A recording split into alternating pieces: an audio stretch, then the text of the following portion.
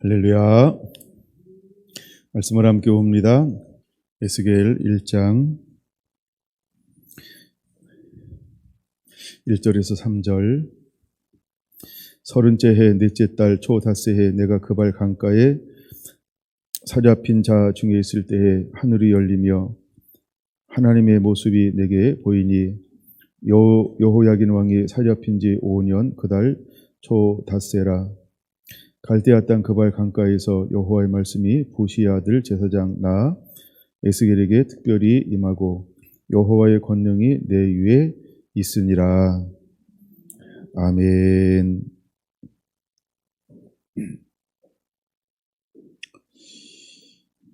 다윗의 장막 73번째, 소제목으로 신령한 노래 6번째입니다. 신령한 노래. 이런 제목으로 함께 은혜를 나누겠습니다. 자, 이제 다윗의 장막 마무리를 향하여 달려가면서 한 영역을 한 번 더 다루어 보고 있습니다. 이제 마지막에 다윗 장막의 예배자는 신령한 노래를 하는 사람들입니다. 신령한 노래라고 하는 것은 무엇인가라고 할 때 신령한 노래는 하나님의 마음, 하나님의 심령을 품고 아버지의 마음을 품고 아버지의 마음을 받아서 이 시대 가운데 하나님이 풀어놓기를 원하시는 그 말씀을 받아서 그것을 가지고 아버지의 마음을 시원케 하는 자들이라고 하는 것입니다. 그래서 신령한 노래를 한다라고 할 때 이것은 새 노래라고 이렇게 표현할 수 있습니다. 새 노래라고 표현할 수 있는데, 이제 새 노래라고 하는 표현은 주로 요한계시록에서 많이 보여주고 있지요. 근데 이 새 노래는 마지막에 어떤 사람들 많이 하는 것이냐 하면 이긴 자들이 하는 노래가 새 노래라고 하는 것입니다. 근데 이제 주님께서 오시기 전에 그래서 이스라엘을 추수하고 이방인들을 추수하는 한 사람들은 이기는 자들이라는 것이죠. 그래서 이기는 자가 되지 아니하면 마지막 때에는 쓰임 받을 수 없게 될 것입니다. 매 세대마다 하나님이 공통적으로 가지고 있고 역사하고 일하시는 방법은 그 원리가 거의 동일하다라고 보셔도 상관이 없어요. 초림 때 예수님께서 쓰고 사용한 사람들이 의로운 사람들이죠.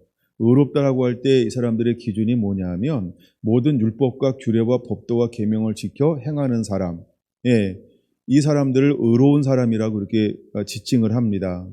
근데 마지막 때에도 동일하게 하나님은 어떤 사람들의 예배를 받으실 것이냐 하면 하나님의 말씀을 가지고 온전히 순종하면서 여호와를 기억하여 경외하면서 안식일을 거룩하게 지키는 예수 그리스도로 옷 입은 사람들을 통하여서 하나님은 똑같이 일하실 거라는 것이죠.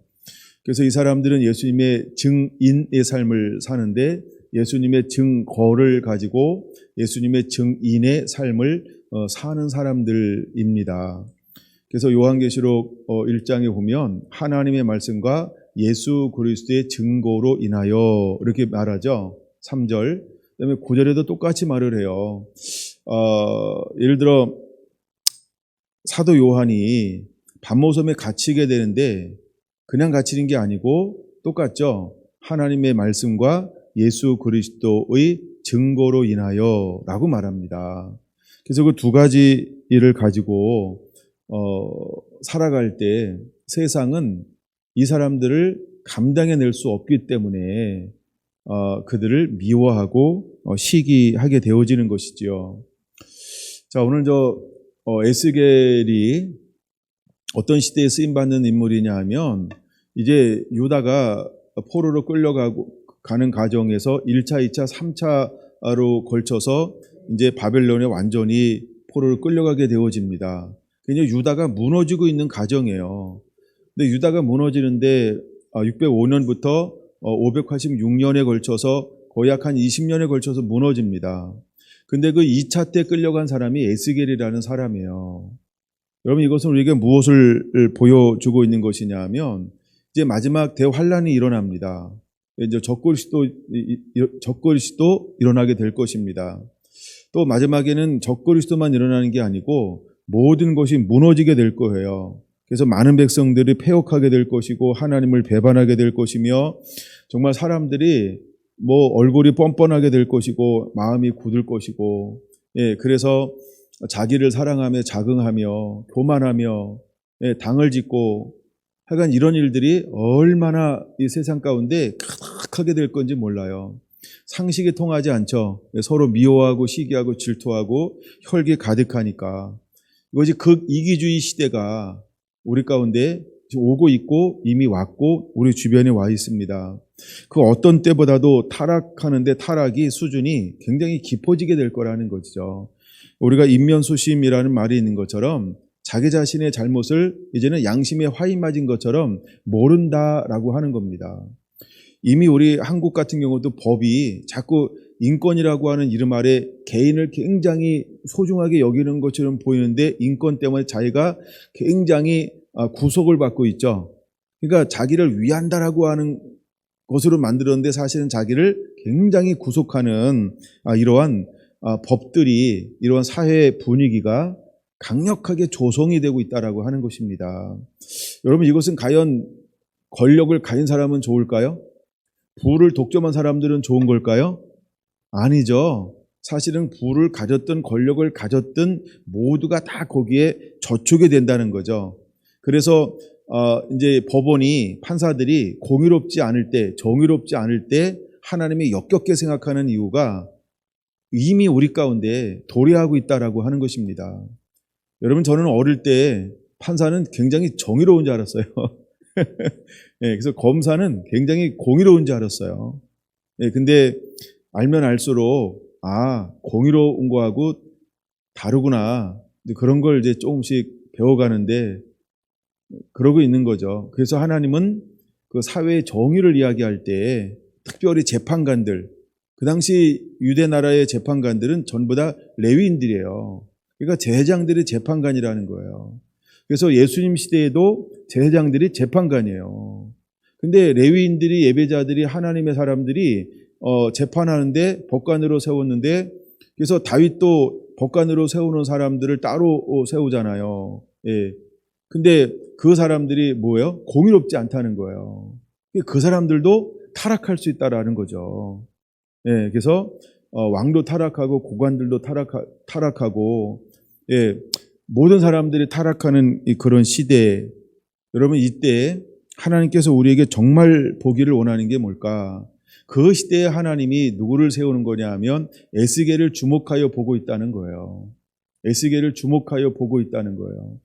근데 에스겔 집안이 어떤 집안이라 그랬어요? 1장 3절에 부시의 아들 제사장, 그렇죠? 이렇게 말하죠.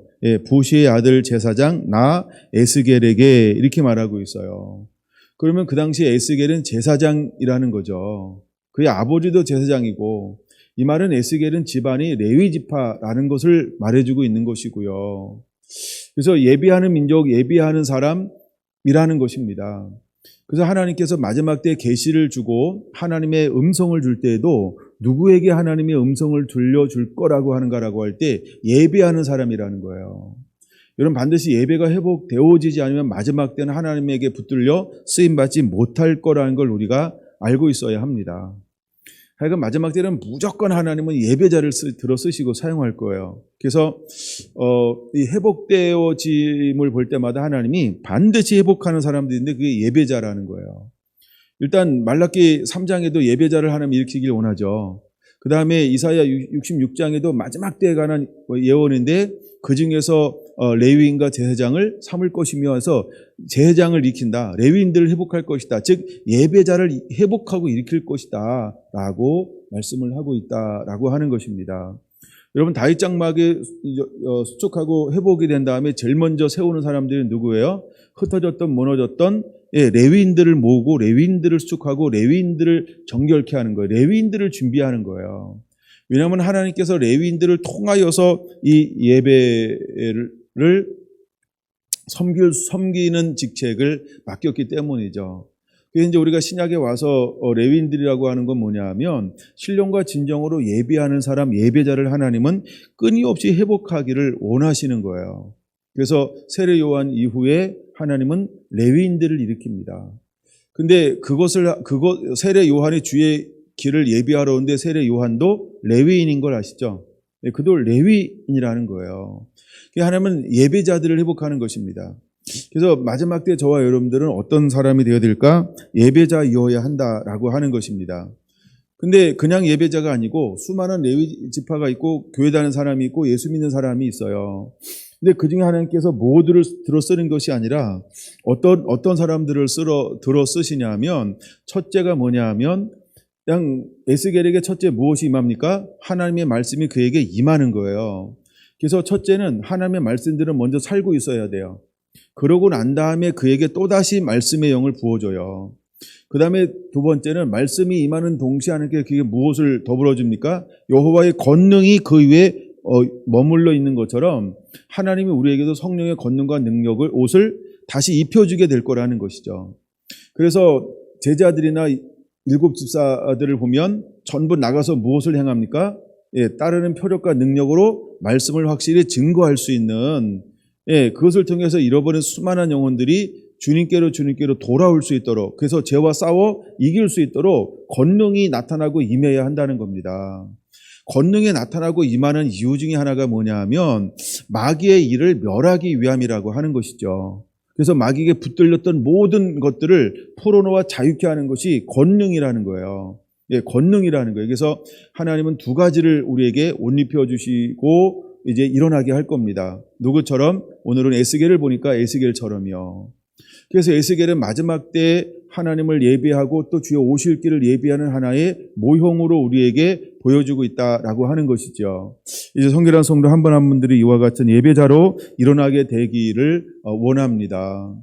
근데 에스겔을 하나님이 세웠을 때 포로로 끌려갔던 이 사람들이 온전한 사람들이 아니죠. 토끼인 사람들만 온전한 것이 아니고 포로로 끌려간 사람들도 아직 온전하지 않아요. 하나님이 바벨론에게 포로로 끌려가게 했던 이유가 명확하지 않나요? 그들이 패역했기 때문에 그런 거예요. 하나님을 멀리 떠났어요. 율법을 무시해요. 계명을 무시해요. 규례를 없이 여겨요. 하나님을 모독하고 조롱합니다. 이들은요, 안식일을요 더럽혔단 말이에요. 하나님이 기뻐할 만한 것이 아무것도 없어요. 그래서 하나님이 그들을 징치하는 방법으로 이제 바벨론을 강하게 한 다음에 그들을 포로로 끌려가게 했어요. 근데 바벨론의 정책은 멸하는 것이 아니고 포로로 끌고 가는 정책을 썼다는 거죠. 근데 그 중에 하나님이 어느 날 임하셔서 그래도 하나님이 이스라엘을 포기하지 않는 걸 우리에게 보여주는 거예요. 그 마지막에 다윗 장막이 회복되어져야 할 이유 중에 하나가 뭐냐면 마지막에 하나님께서 사람들을 콜링하는 거예요. 콜링. 우리가 예를 들어 이런 거 있죠. 천년왕국이 끝날 때도 다시 한번 놓아서 흔들죠. 이게 뭐예요? 콜링이에요. 또 하나 노아의 방주를 지어놓고도 하나님께서 마지막 7일을 남겨놓고 또다시 부르게 만들죠. 이게 마지막 콜링이거든요. 하나님은 언제든지 우리에게요 마지막까지 기회를 줘요. 뭐 할 기회를 주냐 하면 회개하라 천국에 가까웠느니라고 하는 회개할 기회를 주는 거예요. 회개할 기회요. 그래서 에스겔의 사명 중에 하나가 우리가 봐야 될 것 중에 하나가 뭐냐 하면 마지막 기회를 또 준다는 거예요. 마지막 기회를 주는데 그래서 하나님 말씀을 먹으라고 말을 하죠. 3장에. 그래서 이제 2장 8절부터 두루마기를 주면서 이 말씀을 갖다가 먹으라라고 말을 해요. 내 창자에 채우라 라고 말합니다. 근데 그 말씀을 먹었음에도 불구하고 이제 하나님의 말씀을 먹고 가서 선포하는데 실제로 이스라엘의 사람들은 어떤 상태에 놓여있을 것이냐 하면 크게 두 가지라는 거예요. 하나, 대다수의 사람들은 뭐예요? 듣지 않아요. 들으려고 하지 않아요. 들어도 깨닫지 못하고요. 아예 들으려고 하지도 않을 거라는 거예요. 그런데도 불구하고 하나님은 누구를 세워요? 파수꾼을 세워요. 선지자를 세워요. 하나님의 사람을 세우고 예배자들을 세우는 거예요. 듣지 않는데, 회복되지 않는데 왜 그럴까요? 마지막에 핑계치 못하게 하려 함이니라 라고 하는 게 에스겔을 통해서 우리가 그것도 함께 더불어 보아야 한다는 것이죠. 그래서 하나님의 에스겔을 이제 그 시대 가운데 세웁니다. 이스라엘이 타락하고 떠나니까 하나님의 영광이 이제 지성소에 있어야 될 그 영광이 위로 붕 떴어요. 떴다 이 말은 뭐냐? 움직이기 위해서. 왜 움직이냐 하면 더 이상 가증스럽게 하는 그들의 예배, 거기에 더 이상 하나님이 머무를 수가 없는 거예요. 죄 가운데 계속해서 머무를 수가 없으니까 지성소에 있는 영광이 붕 떠올라 이제 문지방으로 나오고, 문지방에서 이제 뜰을 지나서 문을 넘어서 이제는 동쪽에 감림산이 있다 그랬어요. 그래서 예수님께서 오실 때는 어느 쪽으로 온다? 동쪽으로 온다. 그 동쪽에 영광의 문이 있다라는 거예요. 지금도 그 동쪽의 문이 이스라엘 가면요 그대로 있어요. 여러분들 이스라엘 그 성전 사진 보면은 그 커다란 문이 있는 건 그게 동쪽에 있는 문이에요. 쉽게 볼 거예요. 뭐 그 사진은 굉장히 많이 있습니다. 아니면 동문 치면 다 나오죠. 그래서 그러니까 영광의 문이고 그쪽에서 동쪽으로 올 것이다라고 말합니다. 그러한 다음에 에스겔은요 하나님의 영이 이끌어서 북쪽으로 들어가서 북쪽으로 들어오게 만듭니다. 북쪽으로 들어가게 만들고 여호와 영광은 동쪽에서 들어오게 하고 이제 그런 일들이 일어납니다. 자, 하나님의 영광이 떠나니까 이스라엘 가운데 어떤 일이 임합니까? 기근이 임하죠. 전쟁이 임하죠. 칼이 임하죠. 전염병이 임하죠. 그래도 하나님은 뭐라고 말씀하고 있어요? 야, 나는 바벨론을 들어서 나는 징치하기 원한다. 그러니까 내 말을 듣고 선지자의 말을 듣고 너는 바벨론의 포로로 끌려가라. 만약에 내 말을 듣고 남아있거나 다른 곳으로 피하는 사람들은 어떻게 하겠다는 거예요? 칼에 죽일 것이다. 전쟁에 죽일 것이다. 기근에 죽을 것이다. 전염병에 죽일 것이다. 라고 하나님께서 철저하게 멸할 것에 대해서 말씀을 하고 있다라는 것입니다. 그런 가운데서도 하나님은 찾는 사람이 있다 그랬어요. 어떤 사람을 하나님께서 먼저 구별하고 있나요? 그 시대를 향하여 우는 자, 그 시대를 향하여 탄식하는 자를 하나님은 구별하신다라고 하는 것이죠. 그래서 그 시대를 향하여 울고 탄식하는 사람들은 23장에 가서 뭐 하는 사람이 되어질까요? 23장 30절, 이 땅을 위하여 성을 쌓으며 성 무너진 데를 막아서서 나로 멸하지 못하게 할 그 사람. 그럼 마지막 때 다윗 장막의 예배자들은 왜 회복되고 예배자들이 세워져야 할까요? 여러분, 예배자들은 신령한 노래를 할 것인데 이 사람은 이 땅을 향하여 그 잃어버린 영혼들을 향하여서 성을 쌓는 사람들이라는 거죠. 잃어버린 영혼들을 위해서 무너진 데를 막아서서 여호와를 멸하지 못하고 마지막까지 복음을 전하여서 회개할 수 있는, 주께로 돌아올 수 있는 기회를 줄 사람들이 누구냐 하면 회복된 예배자들이다라고 하는 것을 우리에게 보여주고 있는 것입니다. 자, 이제 하나님은 이 일을 행하실 거라는 거예요. 근데 이번 11장 한번 볼까요? 11장. 11장에 보면 이미 하나님께서 11장 16절에 별포해 놓으세요. 이제 아까 제가 보여주려고 하는데 성경은 안 찾아주고 말로만 했는데 성경을 여러분들이 명확하게 한번 찾으면 엄청나게 깜짝 놀랄 만한 비밀이 여기 숨겨져 있어요. 16절, 11장 16절 준비되셨나요? 그런즉 너는 말하기를 주 여호와의 말씀에 내가 비록 그들을 멀리 이방인 가운데로 쫓아내어 여러 나라에 흩었으나 그들이 도달한 나라에서 내가 잠깐 그들에게 성소가 되리라.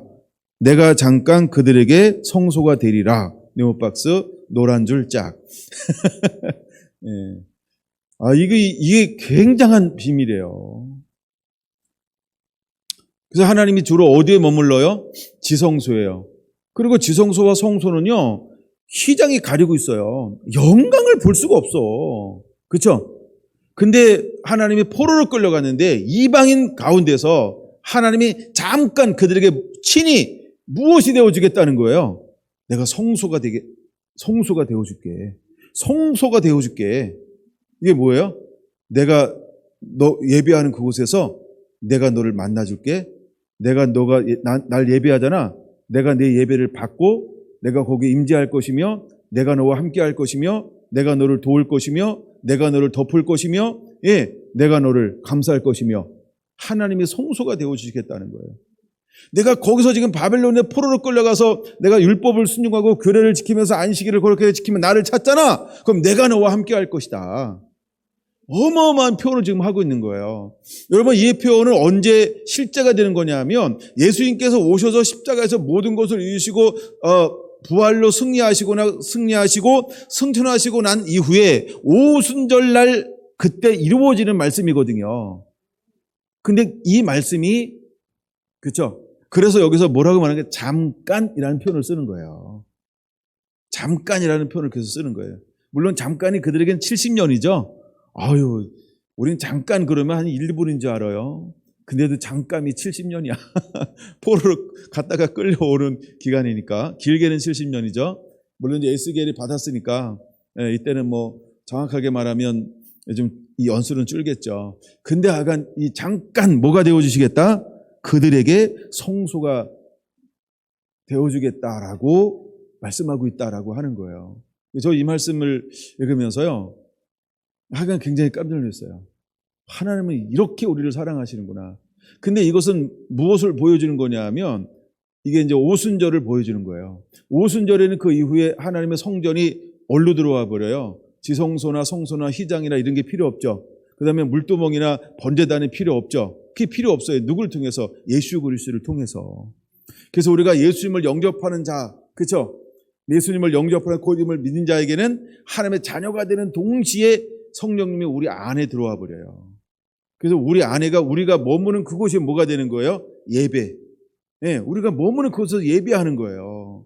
근데 그거를 하나님은 지금 바벨론 포로를 끌려갔던 이스라엘 백성들에게 그거를 하나님이 잠깐 허용해 주는 거예요. 뭘로? 그림자로.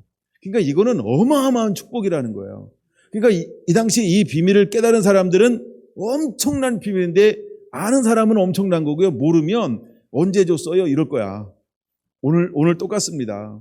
그러므로 하나님은 오늘도 우리 가운데 잃어버렸던 장막이 회복되어져서 모두가 다 신령과 진정으로 하나님을 예배하는 자가 되기를 원하고 있다라고 하는 것이죠.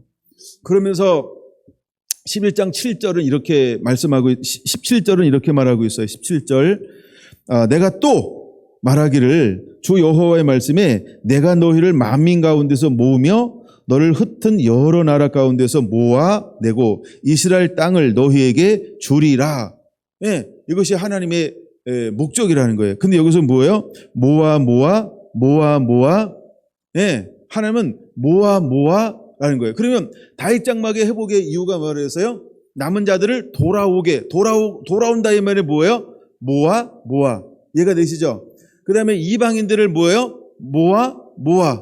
돌아오고 같은 거죠. 하나님이 이렇게 회복하겠다는 거예요. 근데 그들의 마음이, 그들의 상태가 어떤 상태에 놓여 있을까요? 18절, 19절, 20절, 18절 봅니다.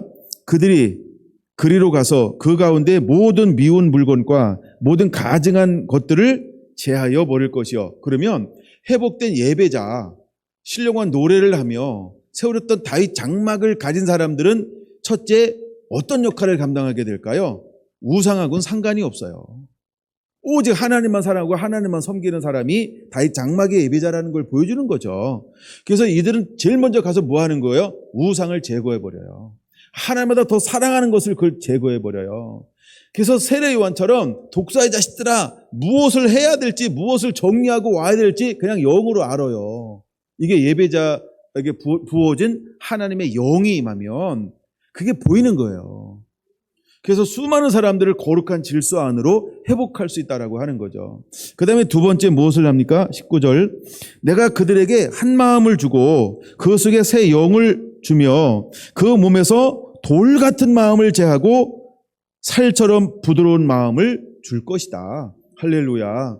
이제 하나님의 은혜를 가지고 나가서 사람들에게요, 굳은 거요, 완악한 거요, 아직도 의심하고 있는 거요, 아직도 갈 바를 모르고 있는 거요, 방향을 모르고 있는 거요, 눈이 먼 거요, 무엇이 선이고 무엇이 생명인지를 구분하지 못하는 것들, 이런 수많은 곳에 가서 정확한 빛을 제시하게 될 거라는 거예요.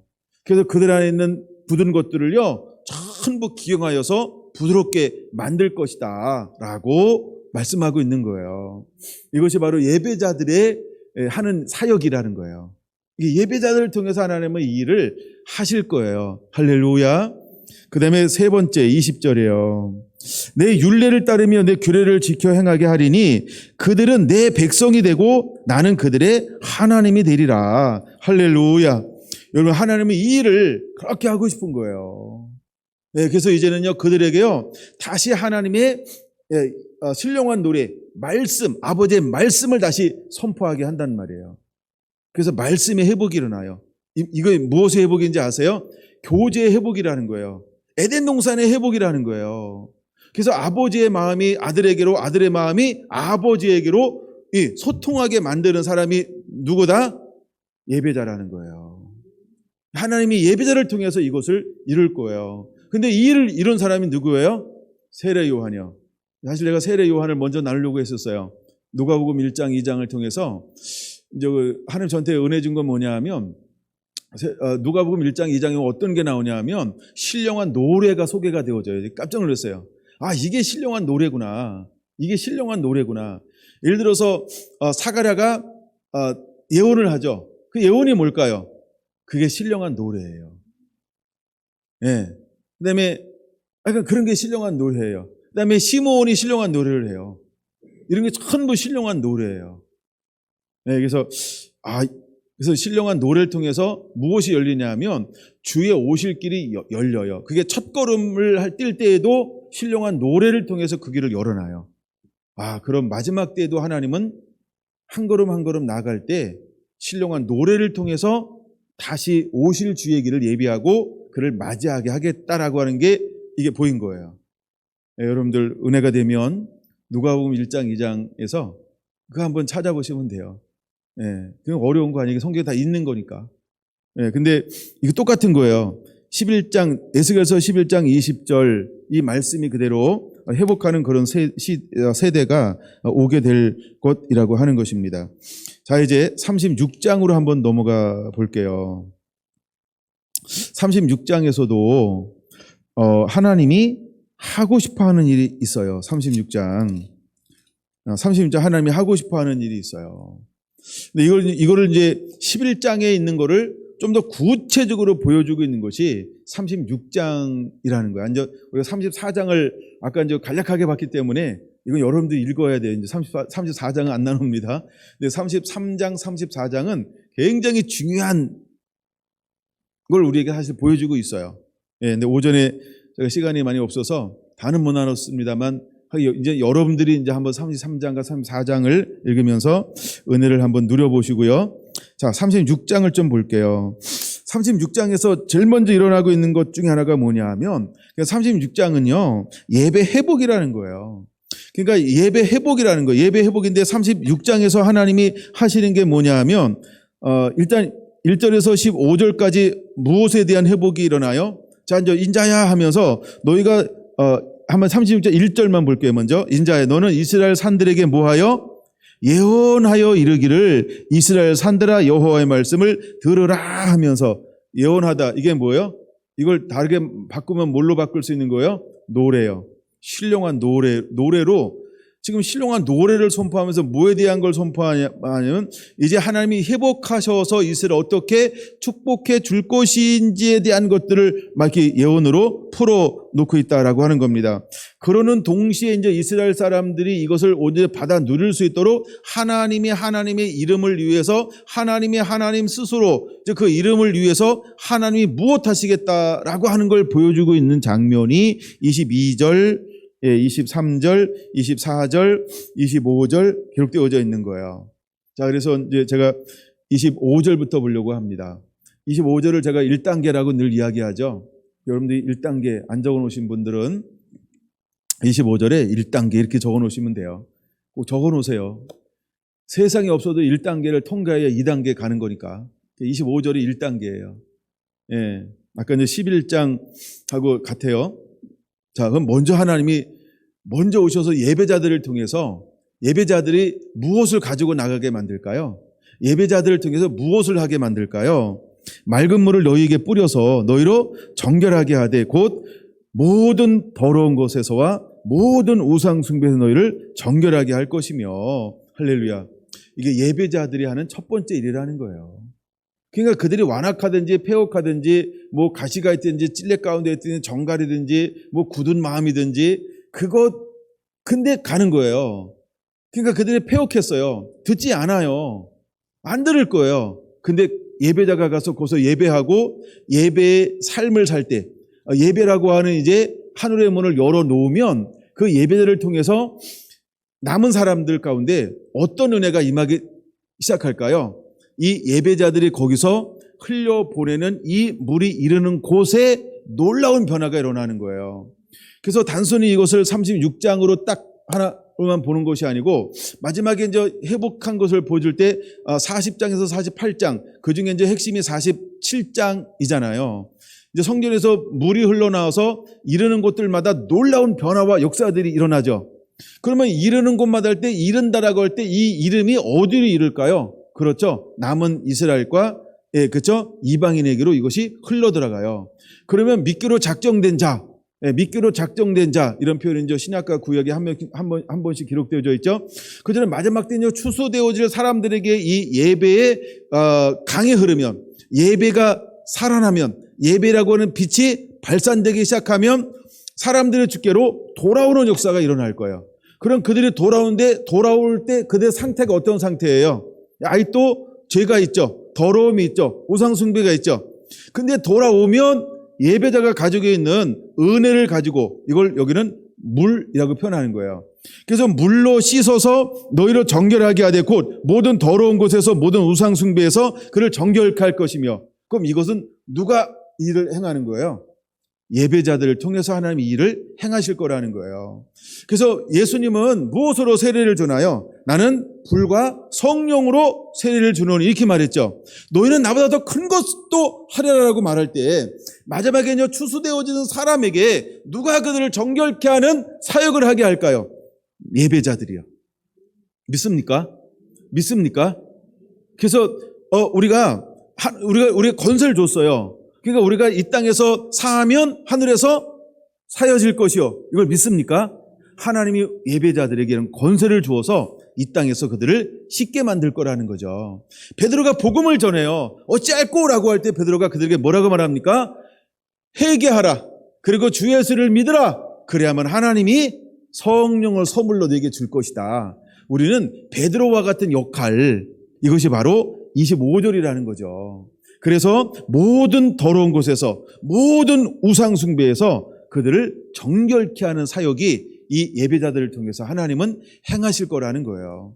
여러분들이 그 주인공들입니다. 그러므로 우리는 무엇을 품은 자가 되어야 될까? 하나님의 사랑을 품은 자가 되어야 한다는 거예요. 그래서 아버지의 긍휼을 품은 자가 되어야 한다는 거예요. 그래서 사랑과 긍휼을 가진 이 사람을 통해서 아버지의 것을 그로 돌아오는 사람에게 물을 뿌려서 그들을 정결케 할 것이다라는 거예요. 자, 그 다음에 보세요. 두 번째 2단계 이렇게 적어놓으세요. 26절에는 2단계. 자, 이제 씻었으니까, 그렇죠? 회개하고 주 예수를 믿으라. 그러면 성령을 선물로 받으리라 이랬단 말이에요. 그렇죠? 자, 그럼 1단계에서 그들이 회개했어요. 씻었어요. 그렇죠? 그러니까 두 번째 단계에서 그들에게 무엇이 임합니까? 또 새 영을 너희 속에 두고 새 마음을 너희에게 주되 너희 육신에서 굳은 마음을 제하고 부드러운 마음을 줄 것이다 라고 말하고 있어요. 근데 여전히 그들 가운데 무엇이 남아있어요? 굳은 거 있어요. 옛 것들이 남아있어요. 즉 혼의 영역에, 우리가 습관적이라고 하는 게 있었잖아요. 혼의 영역에. 그러니까 이 혼의 영역에서 계속 부닥침이 있다는 거예요. 부닥침. 베드로도 부닥침이 있죠. 베드로도 말씀 충만하고 성령 충만한데 이방인을 대하는 것 생각이 달라. 누구랑 다를까요? 하나님과 달라. 그렇죠? 예수님과 달라. 그렇죠? 생각이 달라. 누구도, 베드로도, 누구도, 제자들도 이게 혼의 영역이라는 거예요.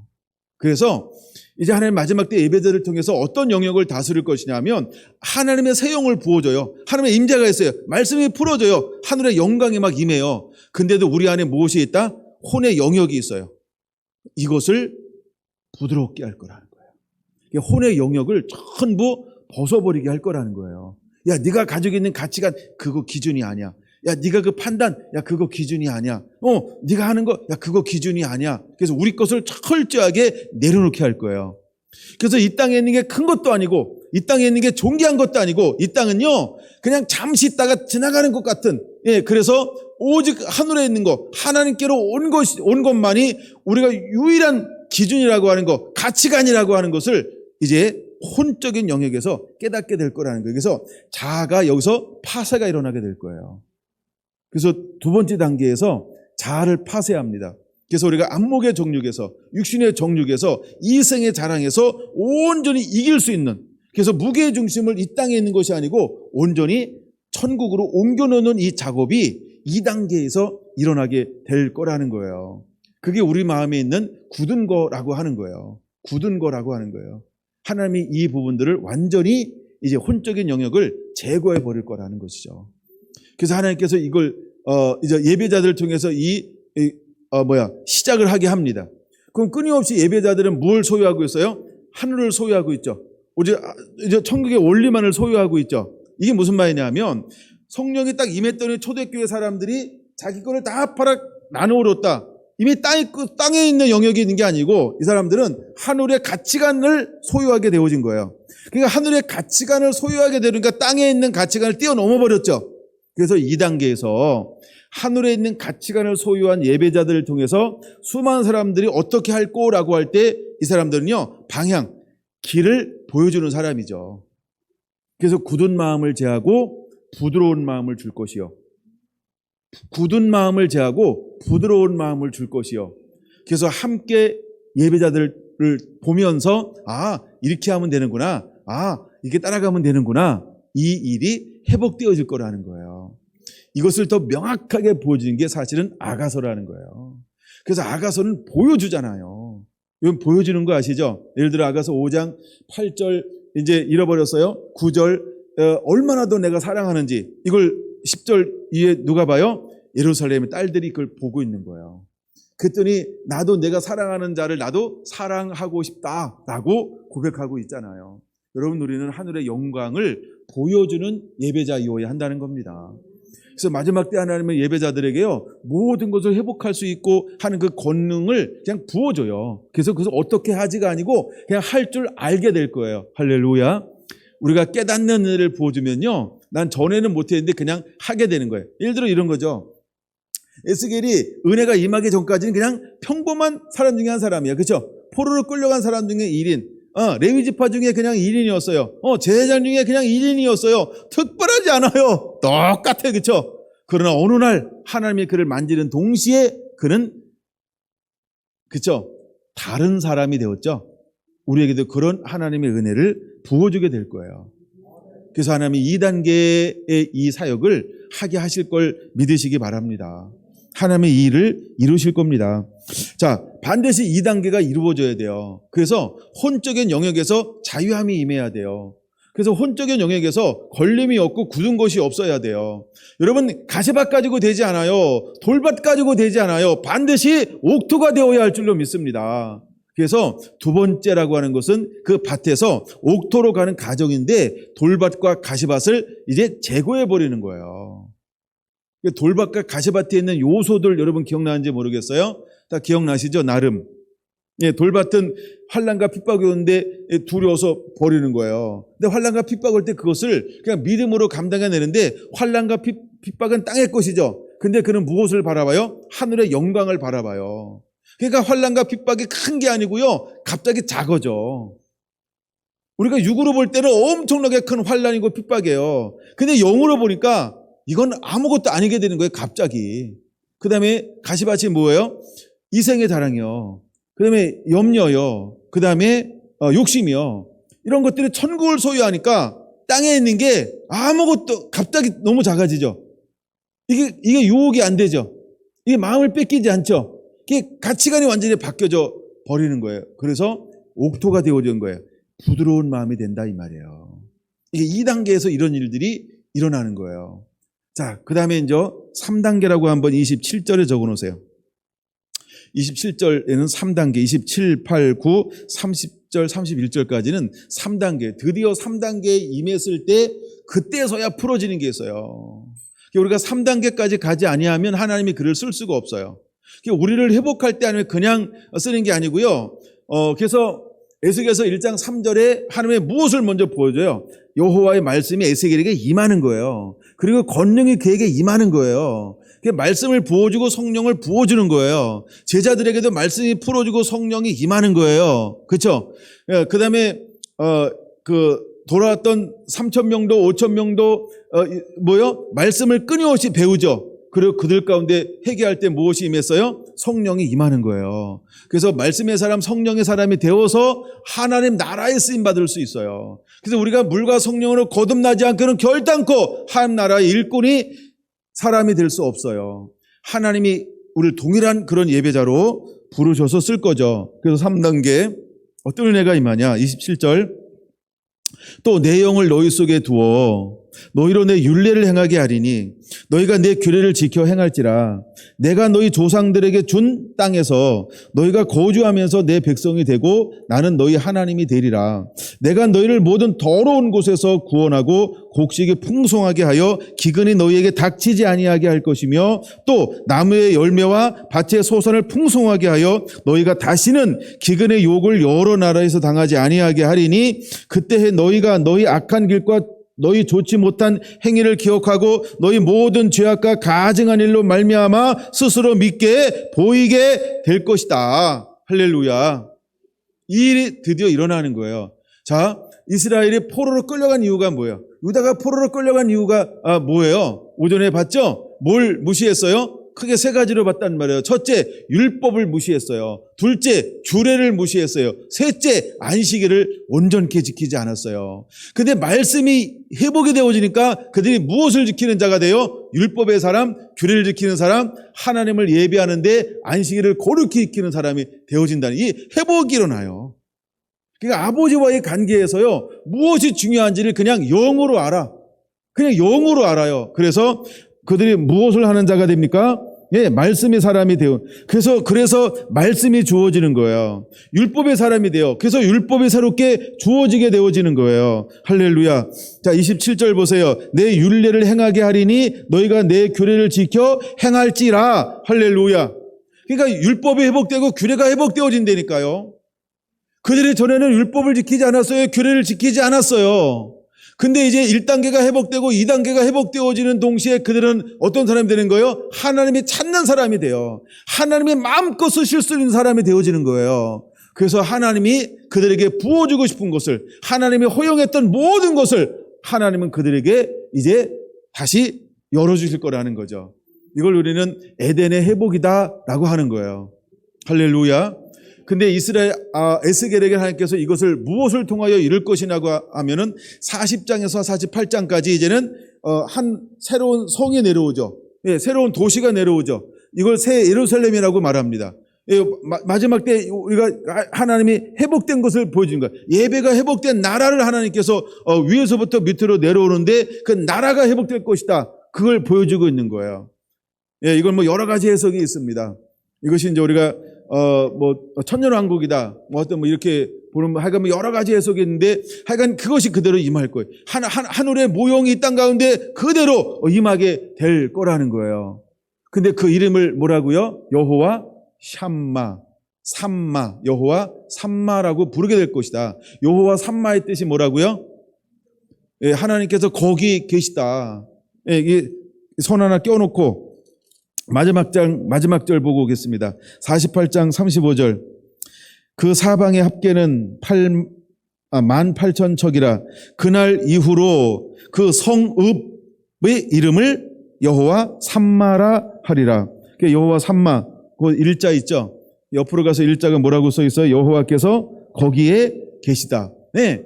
여호와께서 그 도성에, 그 성읍에, 여호와 거기가 함께, 이게 신약으로 오면요, 임마누엘하고 똑같은 이름이에요. 하나님이 너와 함께 할 것이다. 하나님이 거기에 함께 계신다. 거기에 머무르신다. 라는 말이에요. 자, 아까는 이스라엘이 범죄하니까 율법을 떠나고 규례를 떠나고 안식일을 더럽히니까 여호와 영광이 어떻게 했어요? 그렇죠? 영광이 붕 떠서, 예, 문지방을 넘어서 뜰을 지나서 이제 동문으로 영광이 떠났단 말이에요. 이가봇이 됐단 말이에요. 근데 이제 다시 하나님은 무엇에 대한 희망과 소망을 에스겔을 통해서 그들에게 보여주고 있는 거예요. 다시 그들에게 물로 씻을 것이다. 그다음에 굳은 것을 제할 것이다. 그리고 율법과 규례를 지켜 행하면 내가 다시 와서 여호와 영광을 회복할 것인데 이제는 내가 너와 여호와 삼마 내가 거기서 너와 함께 할 것이다. 내가 거기 머무를 것이다. 라고 에스겔을 통해서 새로운 희망을 이스라엘 백성들에게 선포하고 있죠. 그럼 여러분 예배자는 뭘 하는 역할을 하는 사람일까요? 그렇죠. 하나님의 영광이 그곳에 임하는 역할을 하는. 그래서 마치 세례 요한처럼 다시 오실 길을 예비하는 것처럼 마지막 예배자는요. 마지막 회복된 다윗 장막은요. 다시 오실 그 영광을 맞이할 준비를 하는 사람으로 하나님이 들어쓰시고 사용하시게 될 것이다. 할렐루야. 여러분들이 주인공들이 되기를 예수님의 이름으로 초원합니다. 여러분 이것이 예배자라는 겁니다. 하나님의 예배자를 통하여 이 일을 감당하고 또 감당하실 것이고 이 놀라운 축복을 그들을 통하여서 이 땅 가운데 풀어 놓으실 것입니다. 자, 32절 좀 더 볼까요? 이건 이제 구체적으로 이제 풀어주는 거예요. 그 영광이 딱 회복이 돼요. 그래서 36장 32절 32장 32절 주 여호와의 말씀이니라. 내가 이렇게 행함은 너희를 위함이 아닌 줄 너희가 알리라. 이스라엘 족속아 너희 행위로 말미암아 부끄러워하고 한탄할지어다. 주 여호와께서 이같이 말씀하셨느니라. 내가 너희를 모든 죄악에서 정결케 하는 날에 성읍들의 사람이 거주하게 하며 황폐한 것이 건축되게 할 것인즉. 지금은 이제 그들이 범죄함을 통해서 그들의 폐허가 됐죠. 황무하게 됐죠. 그래서 누군가 성을 쌓으며 무는 데를 막아서서 여호와를 멸하지 못하게 할 그 사람을 하나님이 지금 찾고 있는 거죠. 근데 찾지 못함으로 말미암아 그들이 실제로 어떻게 됐어요? 무너졌고 황폐하게 되었어요. 그러니까 사람들이 거할 수 없는 땅이 되어져 버렸다라고 하는 것입니다. 그래서 34절 전에는 지나가는 자의 눈에 황폐하게 보이던 그 황폐한 땅이 장차 뭐하게 될 것이다? 이제는 경작이 될 거라는 거예요. 무엇을 통해서? 다윗의 장막이 회복되어짐을 통해서.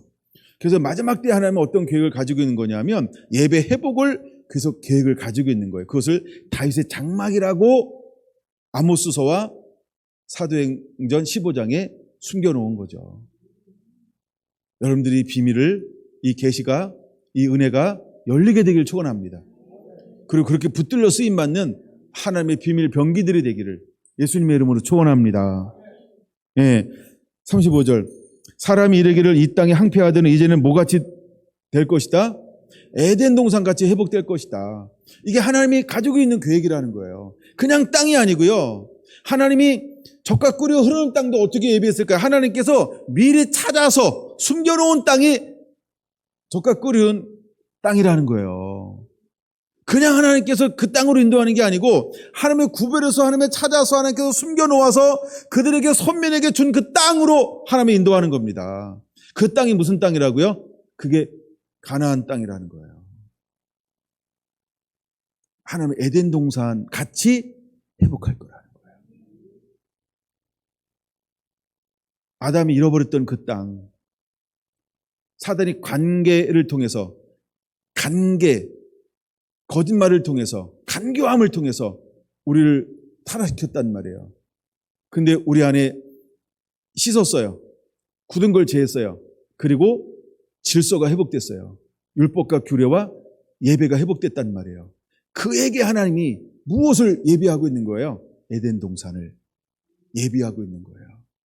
그러므로 여러분 우리가 예배 회복은요 너무너무 중요한 거예요.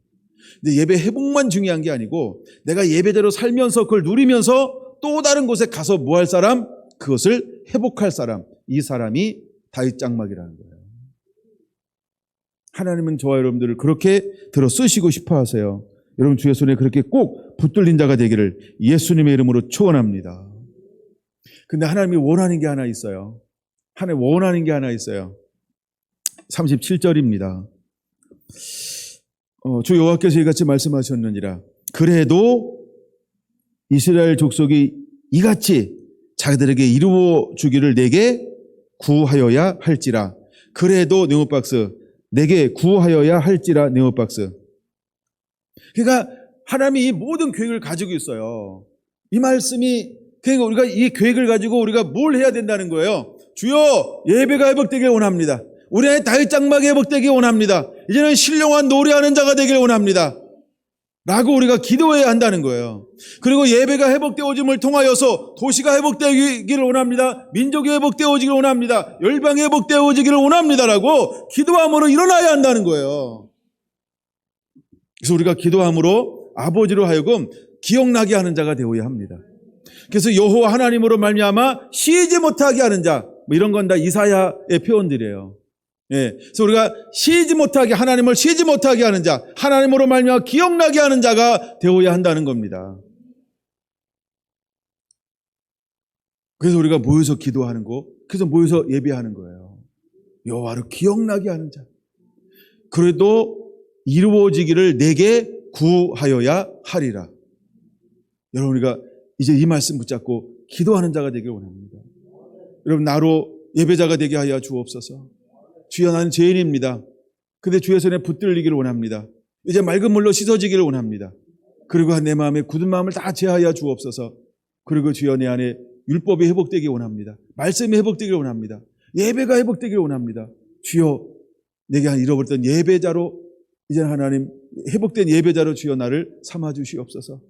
그리고 주께서 말씀하시면 이 일을 이루는 자로 사용하여 주옵소서. 라고 우리가 기도해야 한다는 거예요. 그것을 갈망하고 사모해야 한다는 거예요. 그럴 때 하나님은 이 일을 이루시겠다라는 겁니다. 그렇게 기도할 때 하나님께서 어떤 사람들을 일으키고 준비하고 예비할 것이냐라고 할 때, 그 다음 내가 그들의 수요를 양떼같이 많아지게 하되, 참 이 단어 너무 좋아요. 제사드릴 양떼, 네모박스, 그 노란 거 짝. 제사드릴 양떼요. 아무 양떼가 아니고 의쟁이 띠쟁이, 야, 다 가서 불러와 했더니 의복을 입지 않은 자가 있나이다 이러잖아. 우린 다 의복을 입고 있는 자가 돼야 돼. 그래서 제사드릴 양떼. 그럼 제사드릴 양떼, 제사에 드리는 양은 어떤 양을 드려야 되나요? 점도 없고 흠도 없는 순전한, 그렇죠? 일련된 악한 자를 이기는 자, 말씀의 사람, 하나님을 경배하고 찬양할 수 있는 사람. 여러분, 우리가 제사드릴 양떼, 하나님 여기에 관심이 있는 거예요. 하나님 우리를 보고 나가서 추수하라고 할 때 누굴 추수할까요? 그렇죠? 제사드릴 양떼와 같은 사람들이 있어요. 준비된 사람들이 있어요. 준비된 사람. 이런 사람들을 하나님은 이제 준비할 겁니다. 그래서 38절 그냥 쭉 읽을게요. 이제 제사드릴 양떼 곧 예루살렘에 정한 절기의 양무리 같이 항폐한 성읍을 사람의 때로 채우리라. 그리한즉 그들이 나를 여호와인 줄 알리라. 그러니까 그들이 나를 여호와인 줄 알리라. 이 말씀이 몇 번이나 기록되어졌다고요? 약 한 60번이나 그렇게 기록되어져 있다는 거예요. 나를 알리라. 내가 여호와인 것을 알리라. 이 말이 60번이나 기록되어져 있다는 거예요. 하나님은 마지막 때 예배자들을 통해서 하나님이 어떤 분이 이 땅 가운데 드러낼 거라는 거예요. 그게 드러내는 동시에 드러내는 게 사실 심판이거든요. 드러내서 돌아오면 구원받고 돌아오지 않으면 이 사람들은 완악하고 패역한 자입니다. 완고한 자입니다. 그 듣지 못하고 깨닫지 못한 이 사람들은 심판이 임할 것이라는 거예요.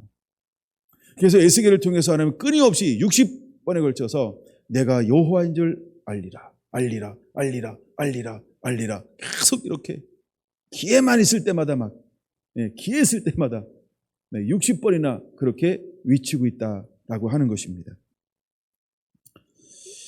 하나님은 이 일을 예배해 놓고 있어요. 이것이 한마디로 말하면 무엇이냐면 예배 회복이라는 거예요. 이거 예배 회복이에요. 예배 회복. 그럼 이제 예배 회복만 가지고 안 되잖아요. 오늘 좀 시간이 좀 가도 오늘은, 왜냐하면 에스겔을 제가 3번 나누기는 좀 그런 것 같아요. 2번에 끝내야 되니까. 이제는 영광의 회복. 이제 예배가 회복되잖아요. 그러면서 하나님이 가지고 있는 더 놀라운 계획이 있어요. 그게 뭐라고요? 영광의 회복. 그렇게 적어 놓으세요. 영광의 회복. 40장 보겠습니다. 40장. 하나님은요, 영광을 회복하고 싶어 하세요. 너무 멋있어. 그러니까 하나님의 계획이요, 너무 멋있는 거예요. 영광의 회복이요. 자, 40장 보겠습니다. 1절 한번 볼까요? 우리가 사잡힌 지 25째 해, 성이 함락된 후 14째 해, 첫째 달 10째 날에, 곧 그날에 여호와의 권능이 내게 임하여 나를 데리고 이스라엘 땅으로 가시되. 와, 그게 뭐예요? 몸은 여기 있는데요, 세례 사도 요한처럼, 그렇죠?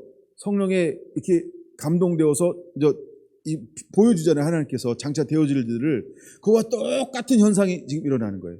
빌립이 성령에 붙들려서 저 광야로 가가지고 내시에게 복음을 증거하고 또다시 성령에 이끌려서 가는 것처럼 하나님의 권능이 나를 임하여 이스라엘 땅으로 지금 영이 데려가는 거예요.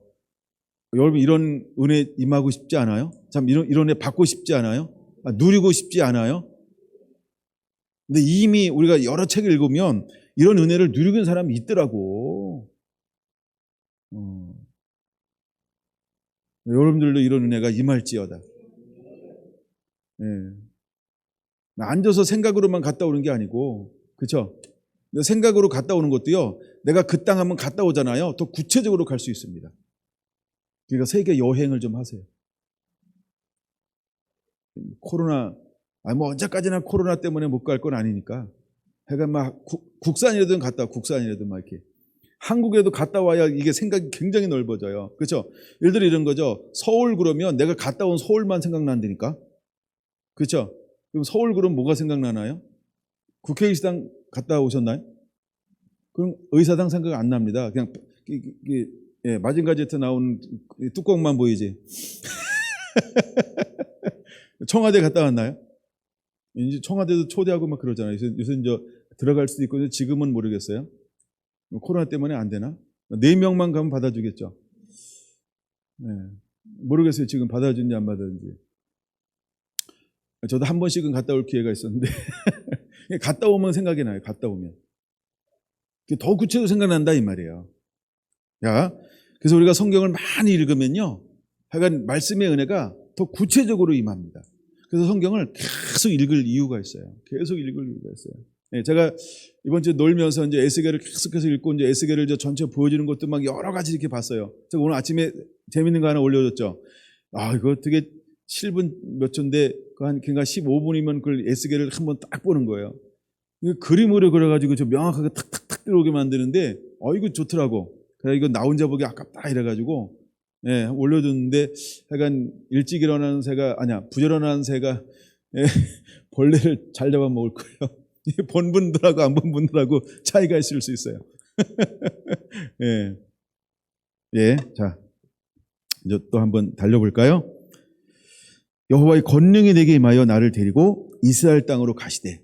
하여간 난 1절 같은 이런 현상들이 우리 성결한 성도들에게 일어나기를 원합니다. 예. 이거 사모하세요.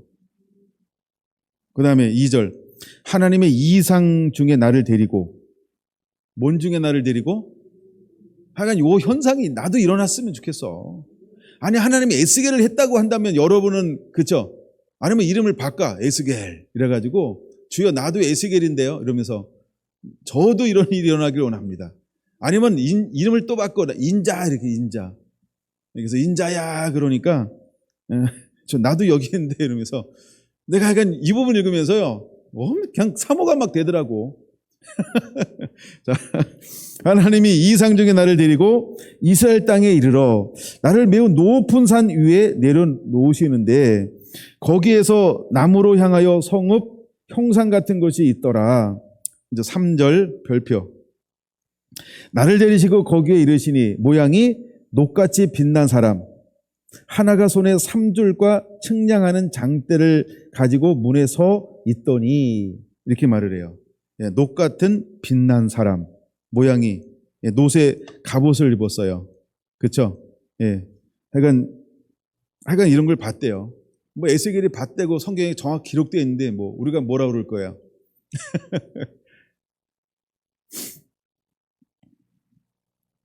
자, 그 다음에 4절도 별표인데 4절은 별표하고 약간 4절이 더 중요합니다. 사실은 4절.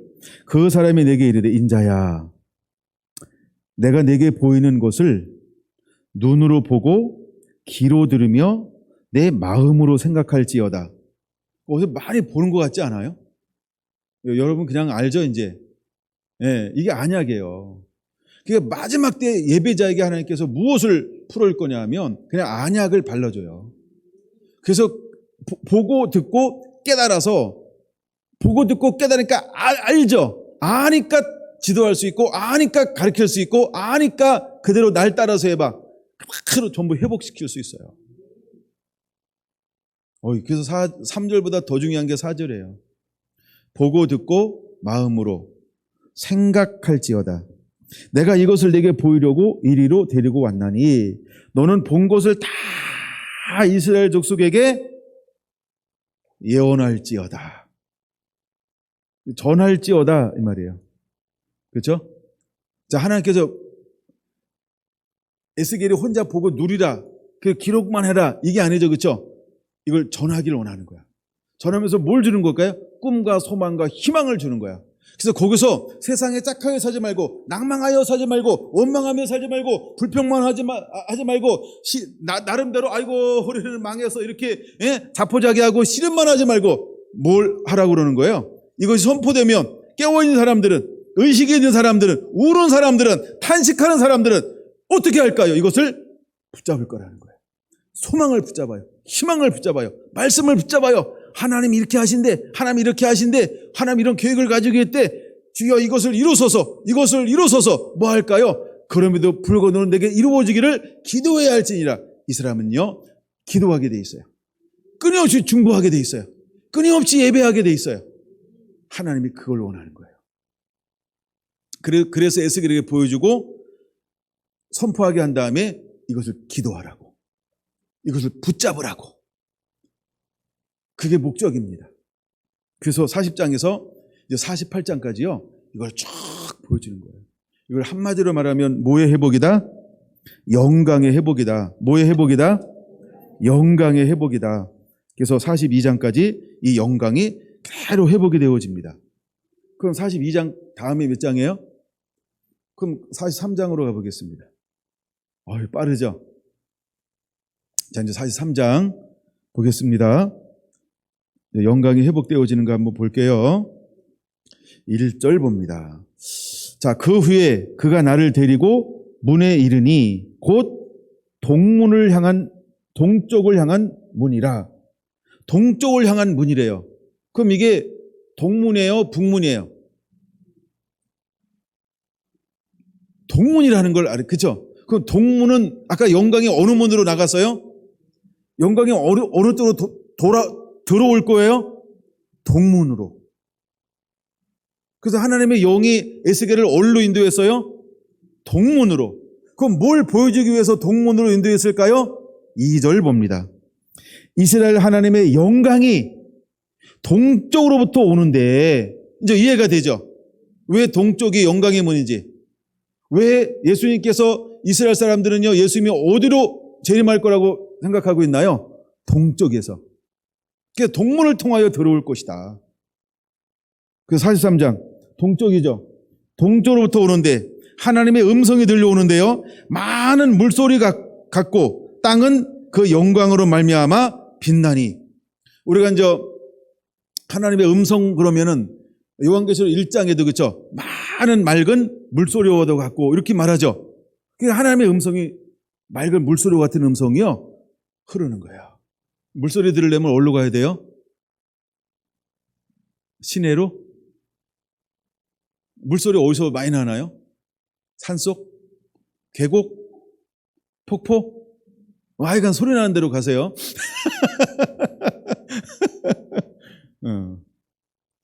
이야, 하나님의 음성이 많은 물소리 같다니까요. 여러분들 집에서 이렇게 많은 물소리 요새 찾으면 그죠? 물소리 굉장히 많아요. 그걸 들으면서 여러분들은 음악을 듣는 게 아니고 흐르는 물소리를 듣는 게 아니고 하나님의 음성인가 보다 이러고 한번 네. 근데 이제 사람들이 한 10,000명, 한 50,000명, 한 10만 명, 100만 명 이렇게 모이잖아요. 그 사람들이 웅성웅성 하는 것이 실제로 물소리 같대요. 저는 아직 100만 명 모이는데 이런 데 가본 적이 없어요. 근데 어느 저기 목사님이 아프리카에 가서 100만 명이 모인 집회를 갔다 온 거야. 그 사람들이 웅성웅성 하는데 귀에 들려오는데 어떻게 들리냐고 그 표라는 걸 내가 한번 설교 시간에 들었는데요. 맑은 물소리가 이런 거로구나. 물소리 같대. 다 놀라는 거 보니까 여러분 10,000명인데 안 가, 10만, 100만 명인데 안 갔다 오셨나 봐요. 네, 저도 못 갔어요. 저도 저기 축구장 경기하는데도 한 번도 못 갔다 왔는데 뭐. 갑자기 장로님 생각났는데 우리 한번 가자 이러놓고 한 번도 못 갔죠. 네. 근데 하여간 소리가 그렇다는 거예요. 자, 하여간 소리는 이제 지나가고요. 소리가 오늘 초점이 아닌데. 그 다음에 3절. 그 모양이 내가 본 환상, 곧 전에 성읍을 멸하러 올 때 보던 환상 같고 1장이요. 지금 1장을 말하는 거예요. 그발 강가에서 보던 환상과도 같기로 내가 곧 얼굴을 땅에 대고 엎드렸더니 4절 여호와 영광이 동문을 통하여 성전으로 들어가고 여기 나를 들어 데리고 안뜰에 들어가기로 내가 보니 여호와의 영광이 성전에 가득하더라. 할렐루야. 드디어 하나님이 무엇을 회복하고 있습니까? 그렇죠. 여호와 영광이 다시 성전에 그대로 회복하고 있어요. 그럼 영광이 회복되는데 회복되기 전에 먼저 무엇이 회복되어져야 한다? 36장에 물로 씻김을 당해야 돼요. 굳은 게 제해야. 그 다음에 율법과 규례가 회복이 돼요. 즉 말씀이 회복이 일어나야 돼요. 그러면 하나님께 다시 뭐가 오는 거예요? 여호와 영광이 동쪽으로부터 우리 삶 가운데 회복되어지는 거예요. 할렐루야. 할렐루야. 근데 이것을 누구를 통하여 하나님이 일을 이루기를 원하시는 건가요? 예배자요. 그래서 잃어버렸던 예배, 무너졌던 다윗 장막이 수축되어져야 하는 거예요. 여러분, 이 시대에 여러분들이 하나님이 찾는 이런 예배자가 되기 원합니다. 다시 무너졌던 성을 쌓으며 여호와 영광을 이 땅 가운데 오게 할 수 있도록 거룩한 질서를 회복하는 예배자들이 되기를 예수님의 이름으로 축원을 드립니다.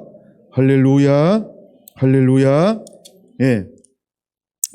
그쯤 보고 하여간 그쯤 보고요. 그 다음에는요 47장으로 이제 넘어갑니다. 47장. 이제 여호와의 영광이 성전에 임하였죠. 영광이 임하였죠. 그게 중요합니다. 그부터 시작할 거예요. 영광이 임하였죠. 그러면 1절 보세요. 이제 그가 나를 데리고 47장 1절. 그가 나를 데리고 성전 문에 이르니 성전의 앞면이 동쪽을 향하였는데 그 문지방 밑에서 물이 나와 동쪽으로 흐르다가 성전 오른쪽 제단 남쪽으로 흘러내리더라. 그가 또 나를 데리고 북문으로 나가서 바깥길로 꺾여 동쪽을 향한 바깥문에 이르기로 본즉 물이 그 오른쪽에서 스며 나오더라. 사람들이 손에 줄을 잡고 동쪽으로 나아가며 천척을 측량한 후에 내가 그 물을 건너게 하시니 물이 발목에 오르더니 드디어 하나님의 임재가 하나님이 성전에 가득하게 회복이 되었어요. 그러고 난 다음에 거기서부터 무엇이 흘러나오기 시작해요? 물. 거기서 무엇이 흘러넘쳐나기 시작해요? 물이요. 이 물은 무엇을 말하는 걸까요? 생수를 말하죠. 생명수를 말하죠. 요한계시록 22장 1절, 2절, 3절. 생명수를 말하죠.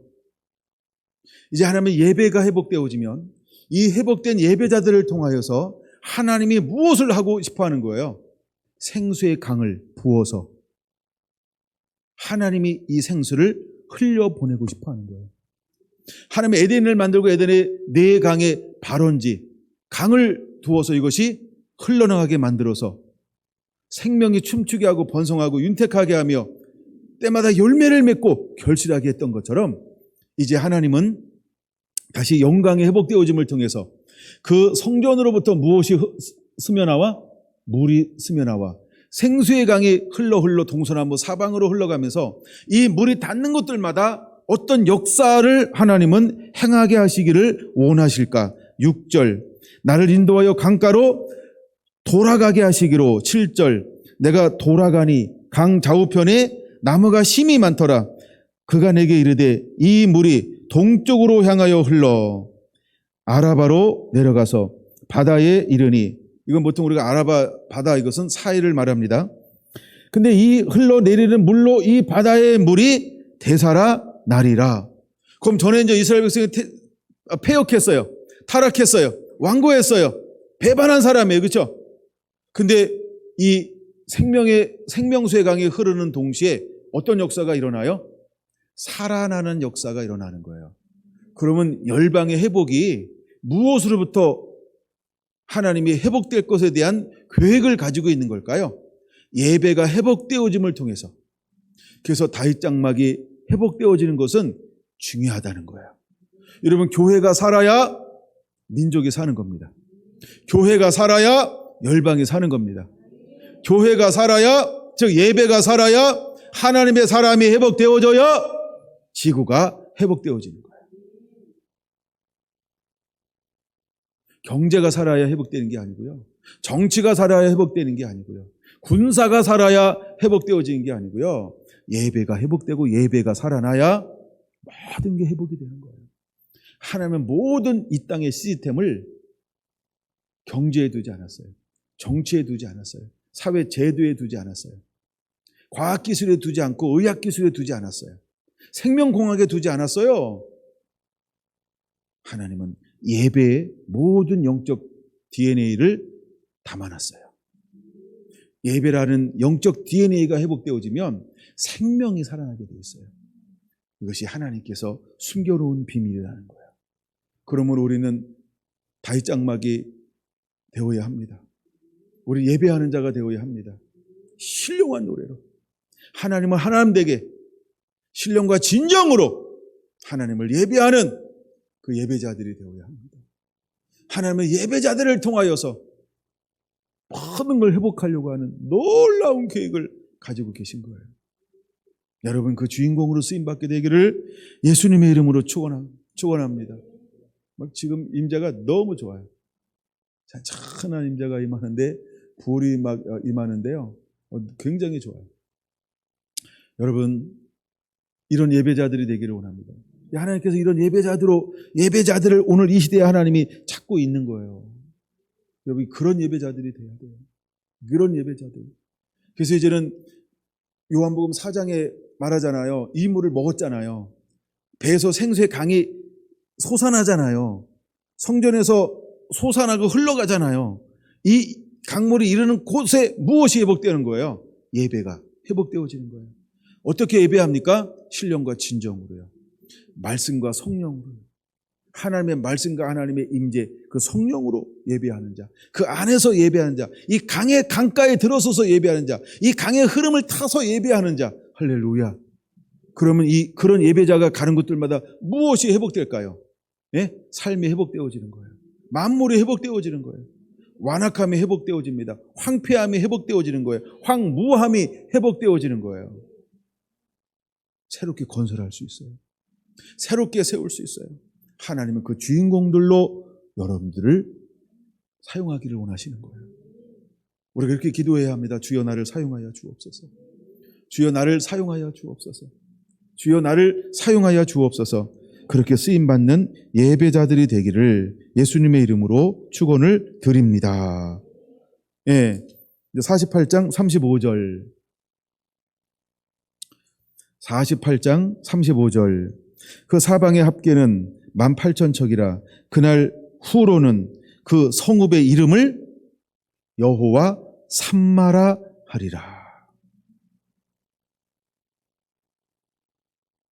하나님이 거기 계시다. 하나님은요, 예배자들이 머무르는 그곳에 거기에 머물 거예요. 아브라함의 복의 근원인 것처럼 이삭이 머무는 곳에 복이 임하고, 야곱이 머무는 곳에 복이 임하고, 요셉이 머무는 곳에 그를 통하여 복이 임한 것처럼 하나님의 예배자들이 머무는 그곳에 여러분 그 예배자를 통하여 그 환경에 복을 주실 거예요. 여호와 샴마. 이걸 신약으로 말하면 뭐와 같다고요? 임마누엘. 다 성경에 적어 놓으세요. 하나님이 우리와 함께 계시다는 거예요. 이제 하나님이 함께하는 그 사람은 예배자라는 거예요. 하나님 그 사람을 찾고 있어요. 하나님이 함께하고 싶은 사람, 하나님이 그 사람을 찾는 거예요. 이제 성경 2절 보고 마칠 건데요, 요한계시록 21장을 보겠습니다. 요한계시록 21장을 보겠습니다. 요한계시록 21장 3절 보겠습니다. 내가 들으니 보호자에서 큰 음성이 나서 이르되, 보라, 하나님의 장막이 사람들과 함께 있음에. 네모박스. 하나님의 장막에 사람들과 함께 있음에. 하나님의 장막에 사람들과 함께 하는 거예요. 누굴까요? 예배자요. 이제는 우리는 움직이는 예배자입니다. 하나님이 아까 그거는 잠깐 내가 너의 초소가 될 것이 이렇게 말했죠. 이건 이제 구약의 구약. 근데 신약에는 예수님께서 전부 회복하고 오순절날 우리 안에 임하셔서 성령을 부어줬어요. 그래서 성령을 받아 한 사람들 무엇으로 삼았나요? 움직이는 장막, 움직이는 예배, 움직이는 초소. 할렐루야. 예배자예요. 근데 요한계시록 21장 이 마지막 장에 하나님께서 뭐라고 말씀하고 있냐면요, 하나님의 장막이 사람들과 함께 있음에. 두 번째, 함께 있음에.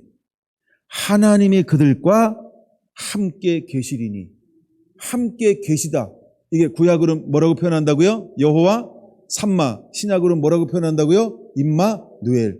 그렇게 적어 놓으셔야 돼요. 이 비밀이 풀리는 거예요. 이게 예배자예요. 이게 다윗 장막이 회복되면 하나님은 일을 하고 싶은 거예요. 그러면 이 사람들은 훌륭한 노래로 하나님을 하나가 교통하며 영으로 예언하며 아버지의 마음을 받아 그렇게 이 땅 가운데 풀어놓을 거예요. 쉬지 않고 풀어놓을 거예요. 여호와로 기억나게 하는 거예요. 끊임없이 기억나게 할 거예요. 여호와로 끊임없이 기억나며 풀어놓을 거예요. 이때 하나님은 이 일을 행하실 거라는 거예요. 좀 더 볼까요? 그들은 하나님의 백성이 되고 나는 친히 그들과 함께 계셔서 모든 눈물을 그 눈에서 닦아주시니 다시는 사망이 없고 애통하는 것이나 곡하는 것이나 아픈 것이 다시 있지 아니하리니 처음 것들이 다 지나갔음이로라. 아멘. 보호자에 앉으신 이가 이르시되, 보라, 내가 만물을 새롭게 하노라. 무엇이 회복되면 만물이 새로워질까요? 예배가 회복되어지면, 예배자가 머무는 그곳에 예배자 영적 DNA, 예배자를 통하여 흘러나가는 생수로 말미암아 만물이 회복될 거라는 거예요. 여러분, 우리는 만물을 회복할 수 있는 그런 예배자여야 할 줄로 믿습니다. 또 이르시되, 이 말은 신실하고 참되니 기록하라 하시고, 또 내게 말씀하시되, 이루었도다. 나는 알파와 오메가요 처음과 마지막이라. 내가 생명수 샘물을 목마른 자에게 값없이 주리니 이기는 자는 이것들을 상속하고 받으라. 나는 그의 하나님이 되고 그는 내 아들이 되리라. 할렐루야. 이게 예배자라는 거예요. 다윗 장막을 회복이 되면 하나님이 회복된 예배자를 통하여 하고 싶은 일을 하고 싶은 거예요. 여러분, 이렇게 쓰임받는 자가 되기를 예수님의 이름으로 축원을 드립니다. 아멘. 사도행전 10장을 보겠습니다. 38절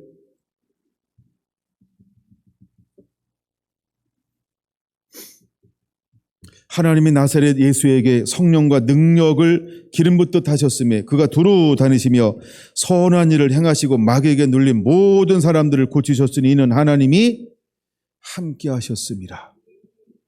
여호와 삼마. 하나님이 거기 머무셨어요.